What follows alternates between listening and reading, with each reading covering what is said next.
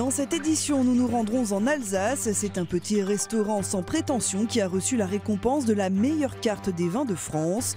En Lozère, un village cherche d'urgence un pharmacien. L'officine est fermée depuis plusieurs semaines et la mise en examen pour escroquerie du propriétaire de la pharmacie.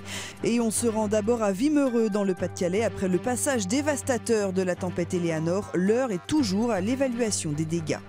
À chaque fois qu'on arrive ici, on se dit comment c'est possible, hein. C'est costaud la mer quand même. 5 jours après, les stigmates de la tempête Eleanor continuent d'impressionner à Wimereux. Cette construction, c'est vraiment un genre de château de cartes. Dès que la mer a fait son trou en dessous, toutes les dalles s'affalent au fur et à mesure. Vaste chantier. Il pourrait démarrer dès cette semaine. L'aire de jeu est d'ores et déjà réquisitionnée comme base de travaux et de stockage des enrochements. Mais il ne faut pas s'attendre à retrouver la digue comme avant, du moins dans un premier temps.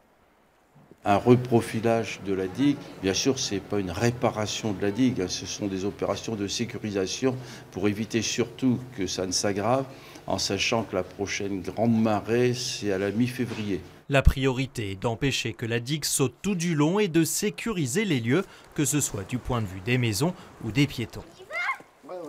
On laisse les gens aller jusque là-bas pour qu'ils puissent... Ah oui, jusque là-bas. Ouais. Si on met des barrières, on voit bien qu'on les met ici, ça ne sert strictement à rien, Donc les gens ils passent par-dessus. Donc vous fermez comment Non, en diagonale. D'accord, plus haut.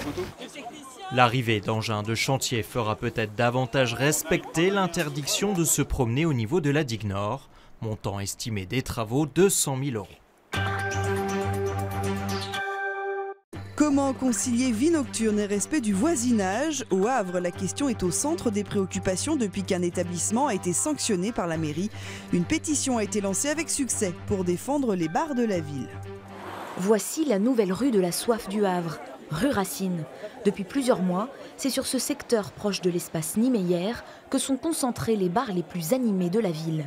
Mais qui dit vie nocturne, dit nuisance pour le voisinage. Pendant tout le mois de décembre, un des bistrots de la rue a été contraint par la ville à fermer à minuit au lieu de 2 heures. Une mesure qui ne convainc pas tout le monde. C'est trop tôt, ouais, carrément. Ouais. C'est le début de la soirée, minuit. Ouais. Donc c'est dommage. Une pétition a même été lancée pour dénoncer ces sanctions. Elle a déjà récolté 11 300 signatures. Parmi les clients des bars, les avis divergent. Ok, au-dessus, c'est des personnes âgées. Ils savent très bien où ils habitent. Ça a toujours été comme ça ici, au Havre. Donc s'ils nous font fermer plus tôt, après, ça va faire quoi? Une ville morte. Des fois, on est un petit peu égoïste, on pense un petit peu qu'à nous. On pense qu'à s'amuser, faire la fête, brailler, parce que nous, on habite plus loin. Mais sauf que si moi, j'habitais au-dessus, je pense que je penserais pareil. Du côté de la municipalité, on se dit favorable à la vie nocturne, mais on estime que l'arrêté est mesuré. Les débordements étaient trop récurrents. C'est à la fois les riverains qui sont en saturation, c'est à la fois à un moment donné, c'est pas non plus à la ville de par l'intervention de la police municipale d'aller s'occuper de la clientèle du bar. C'est pas non plus à la ville de nettoyer les verres et les bouteilles qui traînent sur le trottoir, parce que l'argent public, elle n'est pas faite non plus pour aller faire le back-office de l'établissement, quoi. Certains professionnels ont décidé de jouer le jeu. Ce patron vient d'arrêter d'organiser ces bruyantes soirées karaoké et a engagé des travaux. Nous, on a mis des grooms sur les 2 portes. On a investi dans une véranda pour faire un effet tampon. Donc, en fait, les gens sont dans une véranda, ils fument ici. Donc, il n'y a plus personne qui est dehors. Faire la fête, tout en respectant le voisinage, voilà l'ambition. Mais l'équilibre semble loin d'être atteint. En Lozère, le village de Saint-Germain-du-Teil cherche d'urgence un pharmacien car l'officine existante est fermée depuis quelques semaines et pour cause, le pharmacien, propriétaire des lieux, a été mis en examen pour escroquerie à la sécurité sociale. Saint-Germain-du-Teil, petite commune de 850 habitants, recherche d'urgence repreneur pour sa pharmacie. Pour s'approvisionner en médicaments, il faut faire des kilomètres, ce qui n'est pas évident pour certaines personnes âgées habitant la commune. Donc il faut aller à 6 ou 7 km d'ici, minimum, pour acheter des médicaments. Même pour les commerces, celui qui va aller à la pharmacie à la Canourgue va faire ses courses à la Canourgue.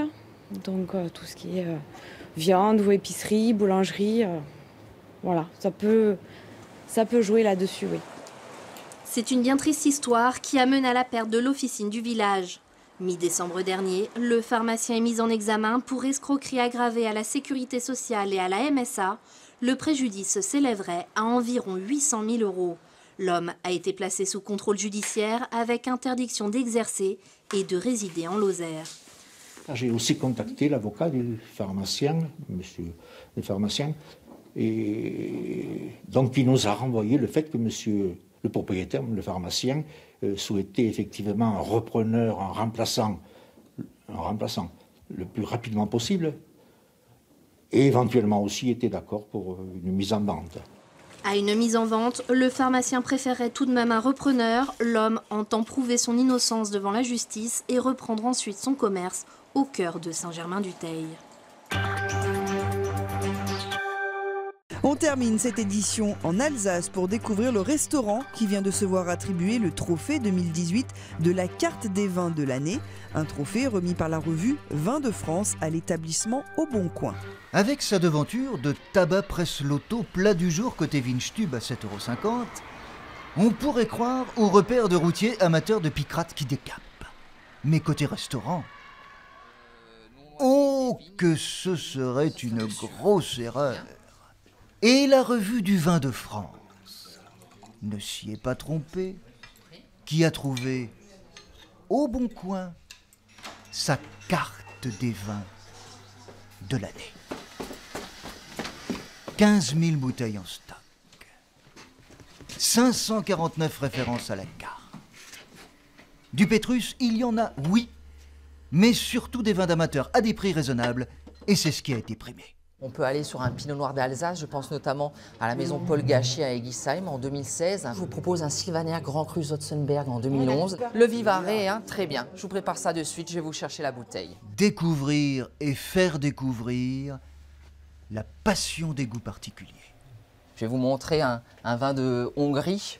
On connaît tous les vins de la région de Tokaji que les gens connaissent en sucré. Et là, par exemple, moi, je propose une version sec, cépage Furmint. Souvent, les gens pensent que le Tokaji est réalisé à partir du Tokay. C'est totalement erroné. Tokaji, c'est une région et pas un cépage. Moi, je souhaite que ma carte des vins soit différente des uns et des autres. Et voilà, ça le permet sur ces types de cuvées qui sont rares, des fois même confidentiels. Le plus important, c'est de pouvoir les proposer à des prix abordables pour qu'ils soient connus et vus de tout le monde. Santé. Et ce Sylvaner Zotzenberg? C'est assez minéral quand même, j'aime bien.